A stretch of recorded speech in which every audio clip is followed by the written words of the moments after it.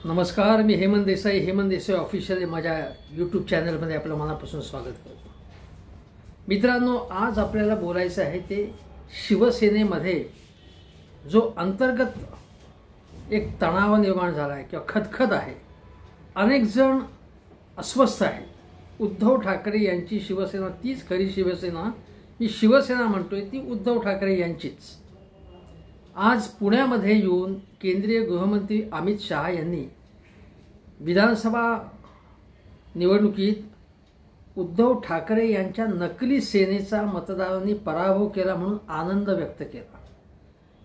अमित शहा यांच्या या जो काही उन्मत्त राजकारण त्यांचं आहे, भारतीय जनता पक्षाचं जे अत्यंत मदमत्त राजकारण आहे, त्याला तोंड देण्यासाठी समर्थपणे तोंड देण्यासाठी शिवसेनेसारखाच उद्धव ठाकरेंसारखाच पक्ष हवा। कारण एकनाथ शिंदेंची शिवसेना ही भाजपची तैनाती फौज आहे।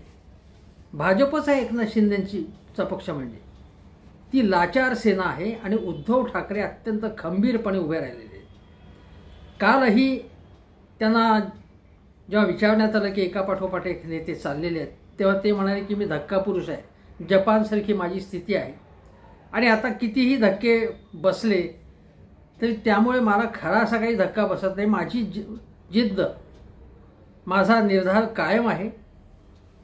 आणि त्यांनी शिवसेनेच्या नेत्यांना कार्यकर्त्यांना आवाहन केलं की आता आपल्याला मुंबई महानगरपालिका जिंकायची आहे आणि असाच एक धक्का आपण देऊ म्हणजे महायुतीला किंवा मुख्यतः भाजपला आणि शिंदे सेनेला, की मग मी त्यांना आसमान दाखवू, मी त्यांनाच एक धक्का देऊ। अशा प्रकारची अत्यंत आक्रमक भाषा उद्धव ठाकरे यांनी केली। बघा, आज अत्यंत प्रतिकूल वातावरण आहे। उद्धव ठाकरे यांच्या पक्षाकडे साधन संपत्ती नाही आहेत, कार्यकर्ते नेते कमी आहेत, पैसा म्हणजे आर्थिक भांडवल कमी आहे त्यांच्याकडे, जे किमान खर्च करायला लागतो ते सुद्धा, प्रशासन त्यांच्याकडे नाही आहे, निवडणूक आयोग, राज्यपाल, केंद्र सरकार, राज्य सरकार, महानगरपालिकेतील सत्ता काहीही नाही आहे।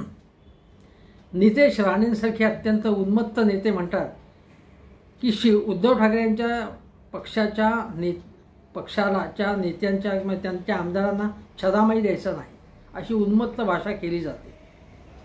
तरी देखील उद्धव ठाकरे आणि त्यांच्या सहकाऱ्यांची जिद्द कमी झालेली नाही आहे, ही कौतुकास्पद गोष्ट आहे। मी तुम्हाला इथे बाळासाहेब ठाकरे यांचं एक या निमित्ताने दोन तीन वाक्य त्यांच्या भाषणातली वाचून दाखवतो। ते काय म्हणतात ते बघा। ते म्हणतात की आमचे जर काही खरोखर चुकलत असेल तर समोर येऊन सांगा, पाठीत वार करू नका। स्वकीयांशी लढण्याचा प्रसंग एकट्या अर्जुनावरच आला होता असे नाही, आमच्यावरही तो वेळोवेळी आला। आमचे आयुष्य हे साधे समरांगण नाही, या समरांगणात फक्त शत्रूशीच लढलो असे नाही, तर आमच्याच अवतीभोवती मित्रांचे मुखवटे घालून वावरणाऱ्या शत्रूंचे वारही आम्ही झेलले, प्रसंगी स्वतःशीच झुंजावे लागले। आज बाळासाहेबांनी हे उद्गार काढले होते स्वानुभवातून। स्वकीयांनी म्हणजे त्यांच्या आसपास अवतीभोवती अनेक सूर्याजी पिसाळ होते, बरोबर गोडगोड वागून आतून ते प्रतिपक्षाला मदत करत होते किंवा पक्षविरोधी कारवाया करत होते। आणि त्याच संदर्भात ते दुसरं असं म्हणाले की राजकारण म्हणजे सत्तेचा हापाव, राजकारणातून मूल्यांची हकालपट्टी झाली की राजकारण विकृत होते, ही विकृती समाजात व्यवस्था निर्माण करण्याच्या ऐवजी अव्यवस्थाच निर्माण करते। आता हे बाळासाहेबांचे विचार असं जे नेहमी म्हणत असतात, बाळासाहेबांच्या विचाराबद्दल म्हणजे शिंदे सेनेबद्दल किंवा एकनाथ शिंदे म्हणतात ना बाळासाहेबांचे विचार, त्यांनी सत्तेचा हापाप आणि एकूण जी विकृती आहे, केवळ सत्ता आणि सत्तेतनं पैसा मिळवण्याची, त्याच्यावरती टीका केलेली आहे। हे बाळासाहेबांचे विचार शिंदे सेनेला किंवा एकनाथ शिंदेना आवडतात का ते त्यांनी का नाही स्वीकारले? सत्तेच्या हापापातून त्यांनी आणि मुख्यमंत्री पद मिळावं आपल्यालाच, आणि मुख्यमंत्रीपद कशासाठी तर महाराष्ट्राचं परिवर्तन करण्यासाठी नाही, आपलं आणि आपल्या टोळीमधल्या लोकांचं आर्थिक परिवर्तन करण्यासाठी असंच एकूण दिसतंय. हे बाळासाहेबांचे विचार नाही. बाळासाहेबांचे स्वाभिमानी विचार तुम्ही हे मातीत घातलेले आहेत एकनाथ शिंदे आणि कंपनीने. अन्यथा भाजपने कितीही अपमान केला शिवसेनेचा, शिवसेनेचे तुकडे पडले आणि त्याला तुम्ही बळी पडलात. 4 तुकडे टाकल्यावरती तुम्ही बळी पडलात. बस आता तो विषय मी परत काढत नाही. आज बोलायचं आहे ते एकनाथ शिंदेंबद्दल नाही. एकच गोष्ट सांगतो तुम्हाला की एकनाथ शिंदेंवरती वेळोवेळी मी टीका केलीच आहे आणि करणारच आहे. पण आज शिवसेनेबद्दल म्हणजे उद्धव ठाकरे यांच्या शिवसेनेबद्दल मला थोडं बोलायचं आहे. ते थोडं आत्मीयतेने बोलायचं मला.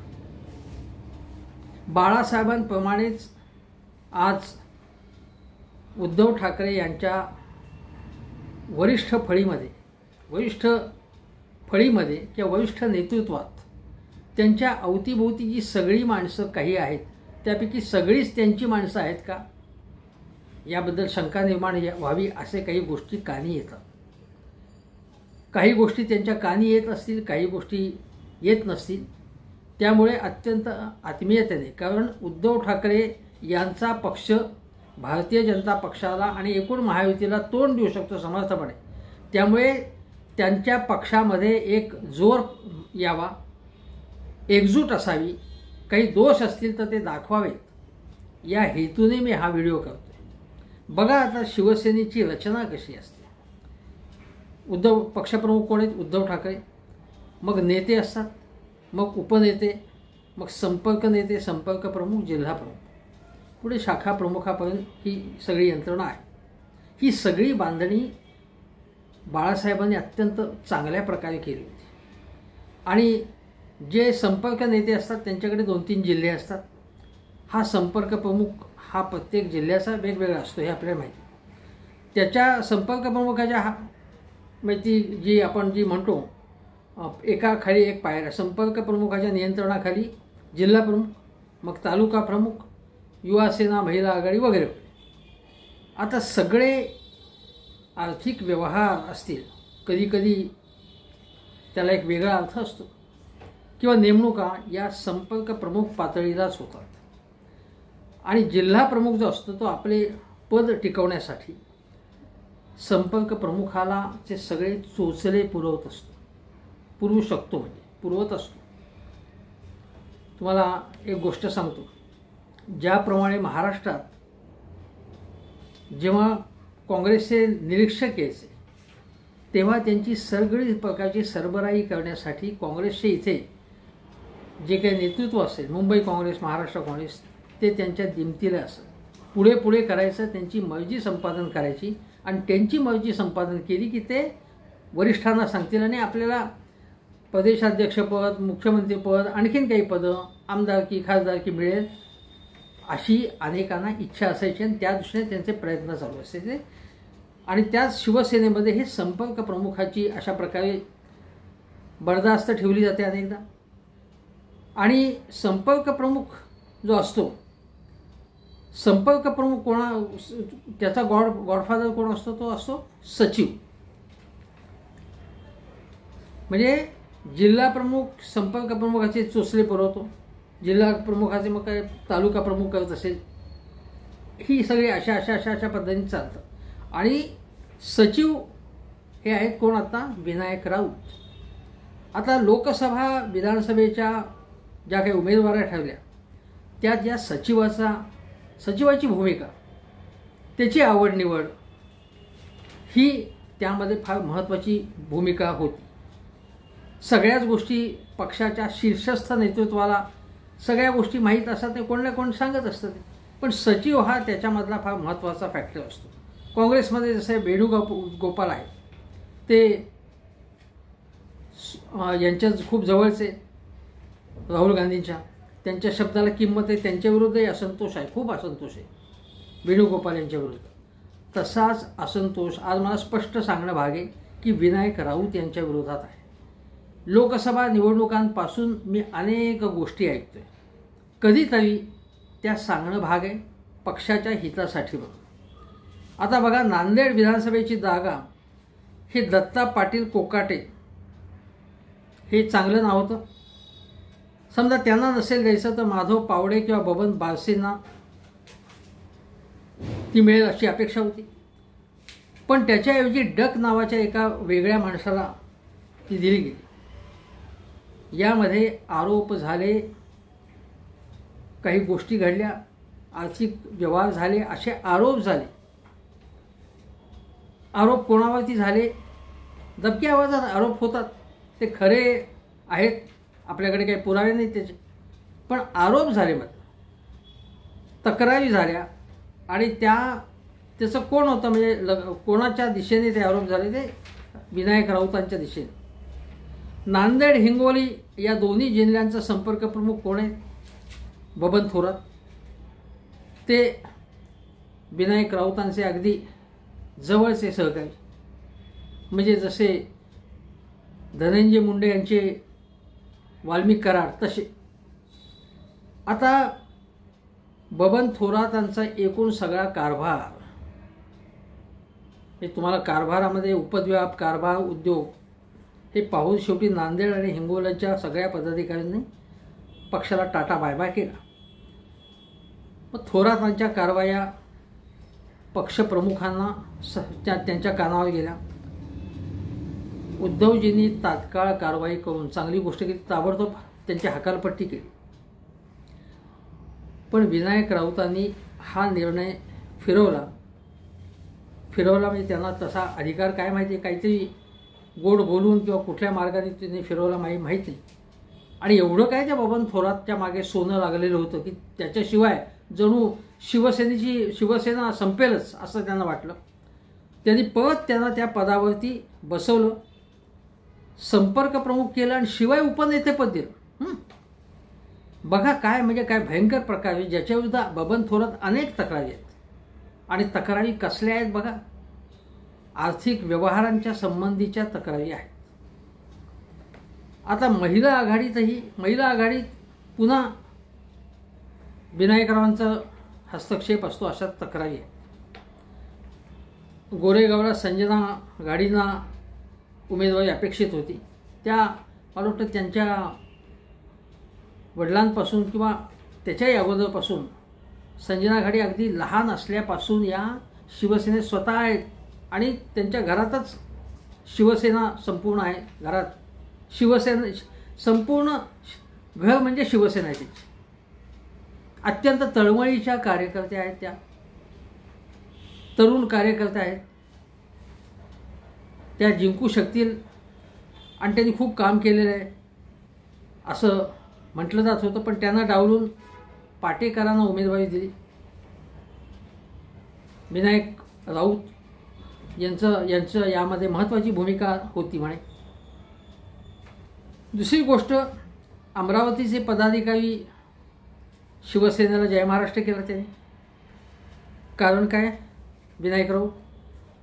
जळगावमध्ये डॉक्टर हर्षल हा अत्यंत समर्थ, ताकदीचा, तळमळीचा, निष्ठावंत शिवसैनिक, त्याची हकालपट्टी विनायकरावांनी केली. या अनेक गोष्टी तुम्हाला सांगतो, अनेक गोष्टी. आता तक्रारी किती आहेत त्या तुम्हाला सांगतो, किती खूप तक्रारी आहेत. महाराष्ट्रात ठिकठिकाणी तिकीटं देताना, लोकसभेच्या आणि विधानसभेच्या तिकीटं देताना पक्ष नेतृत्वाची दिशाभूल केली गेली असा आरोप आहे. आणि ती कोणी केली हे मी तुम्हाला वारंवार सांगतोय. कोणी केली असावी हे जे सगळं सांगतोय. काही तिकीटं कशा प्रकारे दिली गेली, लोकांनी आरोप केले की तिकीटं विकली गेली, चुकीच्या माणसांना तिकीटं दिली. म्हणून याची गंभीर दखल घेण्याची गरज आहे. विनायक राऊतांशी माझं काहीच असायचं कारण नाही, मी हे फॅक्ट सांगतोय. दुसरं म्हणजे बघा, सुषमाताई अंधारी या अत्यंत तडफदार कार्यकर्ते आहेत. त्यांच्या विरोधात सुद्धा म्हणजे जो कोणी कॉम्पिटंट माणूस असेल, अभ्यासू असेल, तडफदार असेल, तळमळीचा असेल, प्रामाणिक असेल, रस्त्यावरची लढाई लढणारा निर्भय असेल त्याच्या विरोधात जळाऊ लाकडं असतात. मला माहीत आहे की विनायकरावांनी म्हणजे असे काही सभा वक्तृत्व याबद्दल ते काही प्रसिद्ध नाही आहेत. त्यांच्यामध्ये अन्य काही गुण असतील मला माहीत नाही, पण त्यांनी आपल्या बाबत ज्या तक्रारी झाल्या असतील तर त्याची दखल घेऊन सुधारणा करावी ना, किंवा त्यांना दुसरं काही काम द्यावं. आता सुषमाताईंना बघा, वाशिममध्ये त्यांची सभा गेली. आता सुषमा अंधारे या इतक्या पक्षासाठी लोकप्रिय आहेत, म्हणजे अत्यंत. मग त्या लोकप्रिय आहेत, मग काही जणांनी सांगायचं की त्या हिंदू देवदेवतांच्या विरोधात बोलल्या. आता त्याचा संदर्भ कॉन्टेक्स्ट अभ्यासपूर्ण बोलणार आहेत त्यांचा ते पुरोगामी राजकारण आहे आणि त्याचा चुकीचा अर्थ लावून त्या हिंदुत्वाच्या विरोधात आहेत अशा ते जुने ऑडिओ क्लिप्स काढून त्यांचाही बदनामी करायची हे बरेच दिवस चालले. पण ते मुद्दे बाहेर काढून मग त्यांच्या सभा रद्द करायच्या, किंवा त्या लोकप्रिय आहेत, त्या झुंजार आहेत, त्यांची भीती वाटते म्हणजे काय की त्या उद्या फार मोठ्या नेत्या झालं तर आपलं काय, अशी भीती. बघा आता मग त्यांनी काय त्यांनी केले बघा. वाशिममध्ये सुषमाताईंची सभा झाली, मग सुरेश मापारी जे होते त्यांचं पद गेलं. म्हणजे जिथे जिथे त्यांनी सभा घेतली त्या माणसाचं पद गेलं. म्हणजे ज्यांनी बोलवलं शिवसेनेच्या तर्फेच त्यांना, हिंगोलीत सभा झाली. विनायक भिसे आणि दिलीप घुगे पदं गेली. नगर पाथर्डी दराडेमध्ये दराडेंनी सभा लावली सुषमाताईंची, त्यांचं पद गेलं. भिवंडीत रुपेश म्हात्रेंनी सभा लावली, त्यांची हकालपट्टी झाली. जळगावमध्ये हर्षल पाटीलने सभा लावली सुषमाताईंची, त्यांची हकालपट्टी झाली. हे काय म्हणजे हे बघा, महिला आघाडीमध्ये सुद्धा त्यांचा हस्तक्षेप असतो. मग आता काय करतात हे, म्हणजे एखाद्याला जर कट टू साईज करायचं असेल का काय नाही, तो अतिशय कार्यक्षम आहे, लोकप्रिय म्हणून मी जळतो त्याच्यावरती म्हणून त्याचे पाय ओढायच्या. ही जी टिपिकल मराठी वृत्ती आहे ती सचिवांकडे आहे का असं वाटावं असा प्रश्न आहे. पक्षात 40 उपनेते 40शे वर. पूर्वी एवढे उपनेते नव्हते, पण मग सुषमाताईंना ओव्हरशॅडो करण्यासाठी म्हणून मग भरपूर पदं निर्माण करायची, म्हणजे त्यांचं महत्त्व आपोआप कमी नाही होत. असं महत्त्व सुषमाताईंची लोकप्रियता आहे ती आहे. किती तुम्ही नेमा, उद्या 1 लाख नेमा, पण हेतू काय याच्या मागे? मग यांच्या मिटिंगही लावत नाहीत, ते मिटिंगच लावत नाहीत. ते 2-2 वर्ष काही मिटिंग नाही म्हणे. कुठलाही त्यांना काही प्रोग्राम दिला आहे, एखादा आंदोलनाचा कृती कार्यक्रम असेल, एखादी सभा लावलेली आहे, बैठक आहे, परिसंवाद शिबिर काही नाही. आता ह्या बैठका उपनेत्यांच्या घेण्याचा अधिकार कोणाचा आहे? हे सर्वाधिकार पक्षप्रमुख उद्धव ठाकरेंकडे आहे, पण हे टेक्निकल अधिकार हे काम विनायक राऊतांकडे सोपवलं तर लावतच नाहीत मिटिंग. म्हणजे मिटिंग लावली की काहीतरी ठरवायला लागेल, काहीतरी कार्यक्रम, कोणाचे काम द्यायला लागेल, कोणाचं तरी महत्त्व वाढेल, नकोच ते भानगड म्हणून विनायक राऊत ते देत नाहीत असं सांगायचं. आता वैभव नाईक जे इतक्या तपास यंत्रणांना त्या तपास यंत्रणेशी झुंजत आहेत, घाबरत नाही, अत्यंत आक्रमक नेते आहेत. नारायण राणे यांनी त्यांच्या कुटुंबाचं जे सगळे आरोप, फैरी, त्यांचं दहशत त्याला तोंड देत आहेत. त्यांना उपनेतेपद नाही दिलं, बाकी कोणालाही दिलं पण त्यांना नाही दिला. काय बाबा, का असं केलं तुम्ही? या संदर्भात राजन साळवीने आरोप केले होते विनायक राऊतांवर की त्यांनी कोणाचं काम केलं, सामंत ब्रदर्सचं काम केलं. हा जर आरोप खरा असेल तर तो पक्षाशी द्रोह नाही का? जर उद्धव ठाकरेंच्या पक्षाचा सचिव जर असं करत असेल तर काय करणार? विनायक राऊतांनी आरोप फेटाळले आहेत, त्याचं उत्तर दिले त्यांनी त्यांच्या पद्धतीने, तो भाग वेगळा. पण या आरोपात तथ्य आहे असं शिवसेना उद्धव ठाकरेंच्या पक्षातलेच काही नेत्यांनी मला सांगितलेलं आहे. आता बघा, म्हणजे विधानसभेमध्ये काय असतं की सगळ्यांना तिकीटं देता येत नाही, काही नाराज होतात, हे सगळं माहिती आहे. पण ज्याला उमेदवारी मिळाली नाही,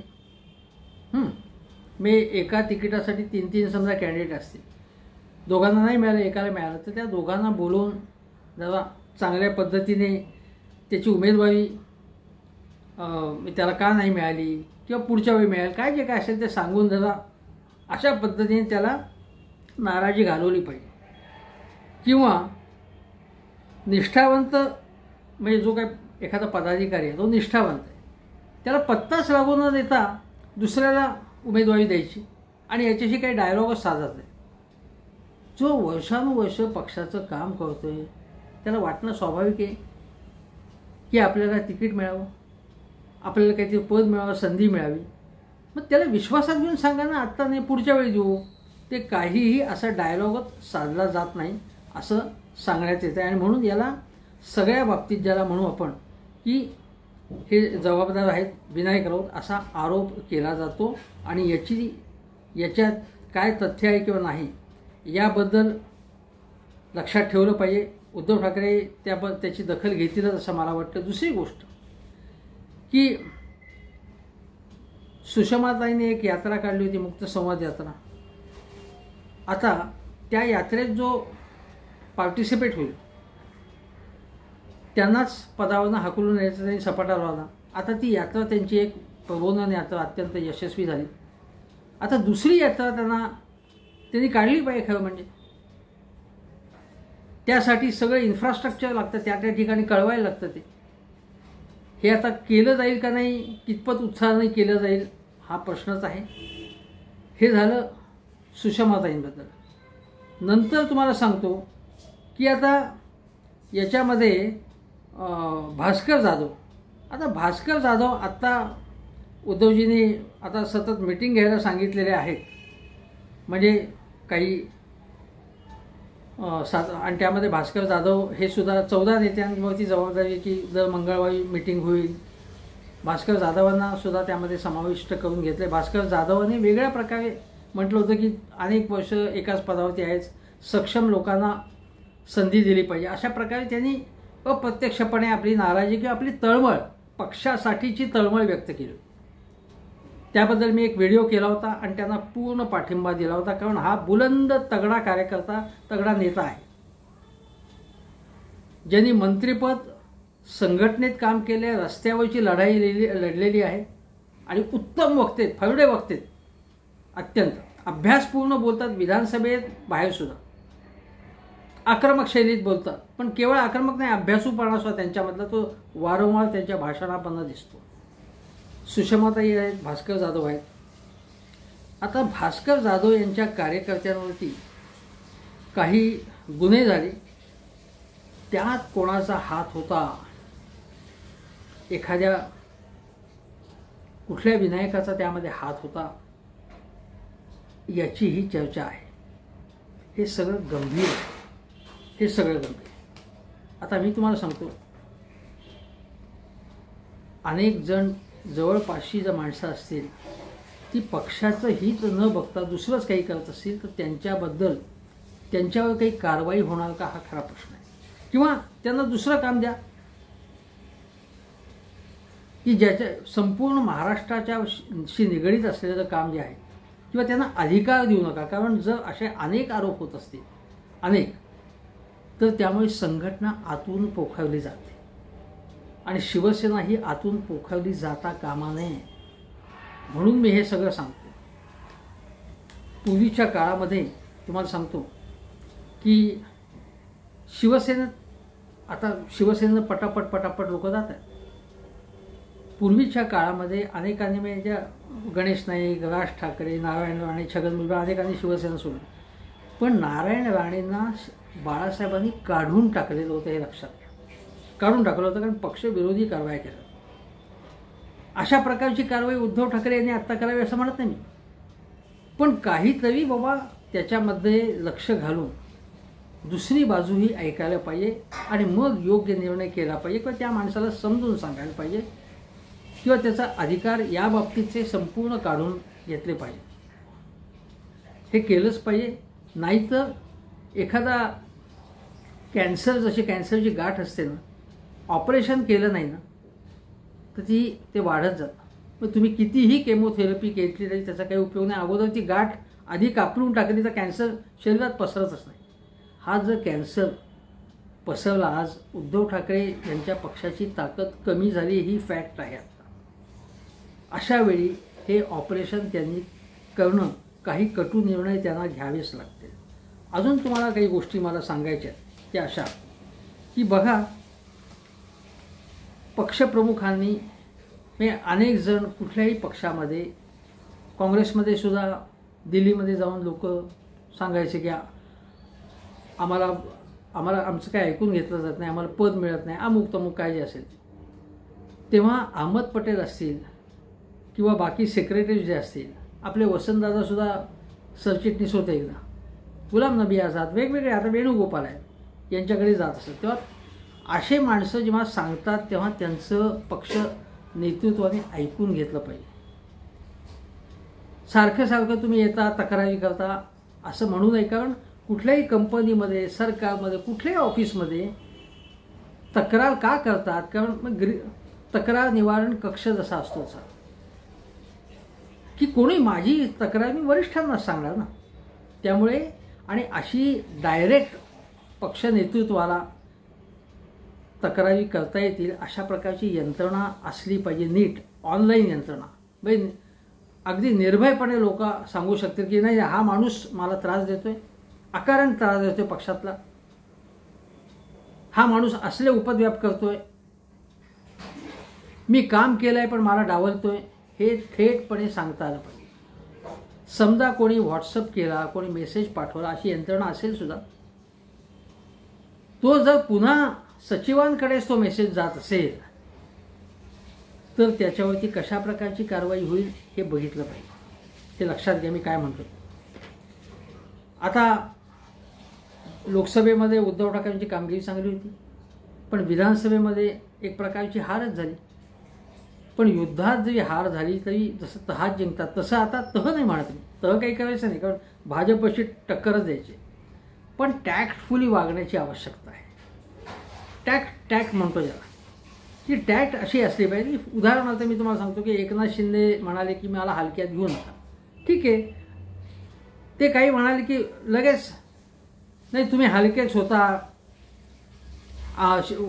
शिवसेनेत आल्यावर तुमचं वजन वाढलं वगैरे वगैरे. हे अशा प्रकारचं उत्तर द्यायची काही गरज नव्हती. ज्याला म्हणजे ज्या वक्तव्याला अगदी वर दखल घ्यायलाच पाहिजे त्यावेळी दखल घ्यायला. रोज तुम्ही त्यांच्याबद्दल बोलला तर त्यांचंच महत्त्व वाढतं.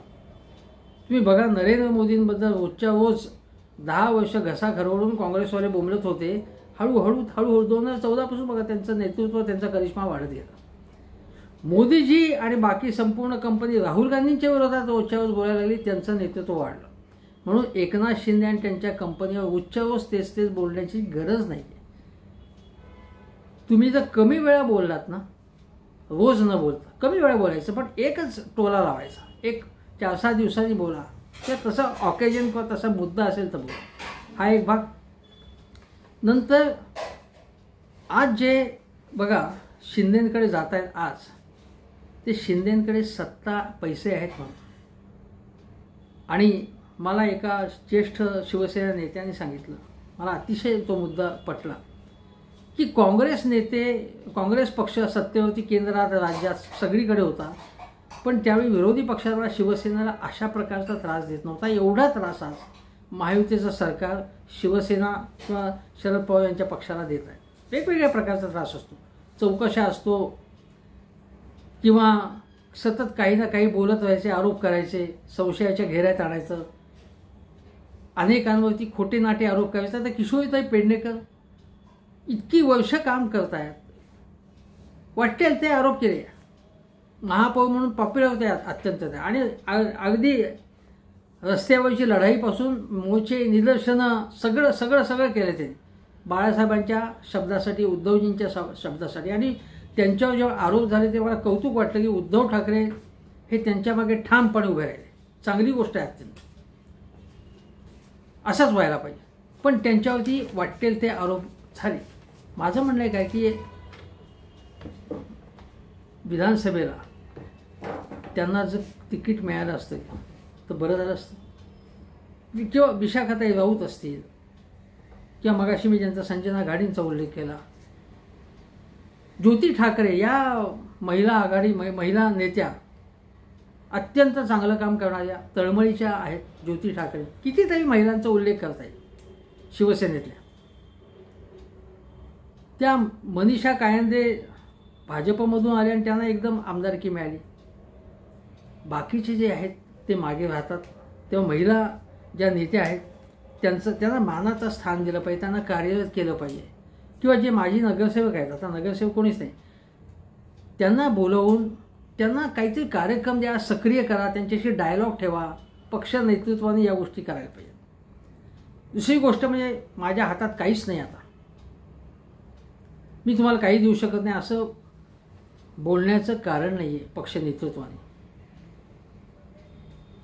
कारण बाळासाहेबांसाठी, उद्धवजींसाठी, आदित्यसाठी किंवा शिवसेनेसाठी लढायला तयार आहेत. पण जे निष्ठावंत आहेत ना, जे अगदी फूट सोल्जर्स ज्याला म्हणतो, रस्त्यावरची लढाई, त्यांना काहीतरी प्रेम, जिव्हाळा, आस्था अशी दिली पाहिजे. पण तुम्ही शाखांना मधोमधून भेट द्या, शिवसेना भवनामध्ये मुक्काम ठोका, कोणाला फोन करा, कधी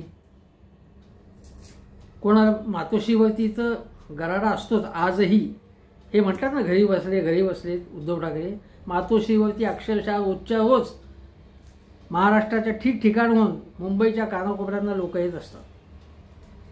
पण तुम्हाला हेही सांगतो की काही जणांना जर अपॉइंटमेंट मिळत नसेल, आपोआप परस्पर त्यांचा पत्ता साफ होत असेल, तर त्याच्यावर सुद्धा लक्ष ठेवलं पाहिजे. मातोश्रीमध्ये परस्पर काही गोष्टी कोणी करत असेल, कोणाचा पत्ता साफ करायचा, कोणाबद्दल काडी करायची, काही तर त्याच्यावरती बारीक लक्ष ठेवायला पाहिजे. पॅरलल एक यंत्रणा असायला पाहिजे. पारदर्शक आणि प्रामाणिकपणाचे व्यवहारच झाले पाहिजेत. उद्धव ठाकरे, आदित्य ठाकरे आणि त्यांचे सहकारी संजय राऊत असतील, अनिल देसाई असतील, अनिल परब असतील, कितीतरी नेते, दिवाकर रावते, सुभाष देसाई तर आहेतच. या सगळ्या लोकांना विश्वासात घेऊन अजून एक यंत्रणा अशी असली पाहिजे की काहीही वेगळे व्यवहार होता कामा नये, किंवा काही माहिती त्यांच्याकडे पोचूच द्यायची नाही. असं जर कोणी करत असेल तर तेही होता कामा नये असं माझं म्हणणं आहे. आता तुम्हाला सांगतो की जसं महिला आघाडीबद्दल मी सांगितलं किंवा अमुक तमुक सांगितलं, पण सर्वसामान्य निष्ठावंत जो शिवसैनिक आहे त्याचं आजही उद्धवजींवरती खूप प्रेम आहे. त्यांचं उद्धवजी हा सभ्य, सुसंस्कृत नेता आहे, अत्यंत नेमस्त नेता आहे. मला आठवते की एकदा उद्धवजीने एक किस्सा सांगितला होता की ते राजस्थानमध्ये गेले होते, तेव्हा बाळासाहेब होते, फोटोग्राफी करण्यासाठी ते गेले होते राजस्थान. तर लांबून कुठल्या तरी प्रेक्षणीय स्थळ म्हणतात तिथे, लांबून एक फॅमिली आली आणि म्हणे की आप बाला साहेब जी के बेटे हो. उद्धवजी म्हणे हां, आप उद्धवजी हो, बाला साहेब जी के बेटे. आणि ते म्हणे की बाला साहेब ये हमारे गॉड है, आणि देवाच्या कुटुंबातला देवाचा पुत्र, देवपुत्र एक प्रकारे, तो आम्हाला आज दिसतोय, आम्हाला भेटायला मिळालं, बोलायला मिळालं, याच्यामध्येच ते आनंदात होते. अशी ही शिवसेना, असे हे बाळासाहेब आणि त्यांचे चिरंजीव उद्धव ठाकरे. त्यामुळे आज मी म्हटलं सुषमा अंधारे, भास्कर जाधव असतील, बाकी सिनियर नेते मी रावते, सुभाष देसाई, अनिल देसाई, अनिल परब, कितीतरी चांगले नेते. ग्रामीण भागात अतिशय पिळदार नेते आहेत जे वेगवेगळे प्रश्न मांडतात. आपले अरविंद सावंत असतील, मुंबईतले बाहेरचे अनेक नेते, कितीतरी जणांची नावं घेता येतील, पण सगळ्यांची नावं घेणे शक्य नाही. पण या सगळ्या नेतृत्वाला तर उद्धव ठाकरे विश्वासात घेतातच, पण सर्वसामान्य शिवसैनिकांना अधिक प्रेम देता आलं, त्यांच्याशी अधिक संवाद ठेवता आला. कारण आजही हे निखारे आहेत ना, ते तापलेले आहेत. हे निखारे असे तेवत ठेवले पाहिजेत, ते विजू देता कामा नयेत. कारण या निखारामधूनच उद्या काहीतरी घडवून येणार आहे, काहीतरी परिवर्तन घडेल. मोजके मावळे आहेत, पण त्यांनी चांगल्या प्रकारे काम केलं, त्यांना चांगल्या प्रकारे विश्वास दिला, आस्था दिली, प्रेम दिलं. मातोश्रीमध्ये प्रेम मिळतंच. मातोश्रीमध्ये म्हणूनच बाळासाहेब तिथे राहत होते. बाळासाहेबांचं घर म्हणून लोकांना, उद्धवजींना मातोश्रीवर भेटायचं असतं. हे लोक म्हणतात ना घरी बसलेत. त्यासाठी घर हे त्यांचं ऑफिस आहे ना, कार्यालय आहे ना, ऑफिससारखंच ते घर आहे त्यांचं. तरी देखील ते शिवसेना भवनात त्यांनी बसावं असं मलाही वाटतं. काही वर्षांपूर्वी त्यांनी ती इच्छा व्यक्त केली होती. पण दोन्ही मॅनेज करणं, काही जणांना मातोश्रीवरती भेटायचं असतं, मग शिवसेनावर पण एखादा दिवस मुकरर करून त्यांनी तिथे बसावं, वेगवेगळ्या शाखांना भेट द्यावी, दौरे करावेत. ते करतीलच. माझ्यासारख्यांनी सांगण्याची गरज नाही. पण आज शिवसेनेच्या विरोधात महायुती आहे. शिंदेसेना काय काय कारस्थानं करते आहे. पण शिवसेना म्हणजे उद्धव ठाकरे यांच्या पक्षातच जर काही कारस्थानं होत असतील, काही कारवाया होत असतील, तर त्याच्यामुळे शिवसेनेला नुकसान आहे. मी हे कोणा व्यक्तीच्या विरोधात म्हणून हा व्हिडिओ केला नाही. मग ते विनायक राऊत असतील किंवा XYZ असतील, त्यांच्या विरोधात नाही आहे. त्यांनी सुद्धा आपली वागणूक सुधारावी. जर तक्रारी असतील तर त्याची दखल घेऊन, आणि जर काही बदल होत नसेल तर उद्धव ठाकरे यांनी योग्य ती शस्त्रक्रिया करावी, ऑपरेशन करावं, आणि शिवसेनेला पुन्हा जुन्या वैभवाचं स्थान द्यावं, एवढ्याच अपेक्षेतून हा व्हिडिओ केलेला आहे. तुम्हाला हा व्हिडिओ कसा वाटला ते जरूर सांगा. शेजारचं बेल आयकनचं बटन दाबा, सबस्क्राईब करा. धन्यवाद.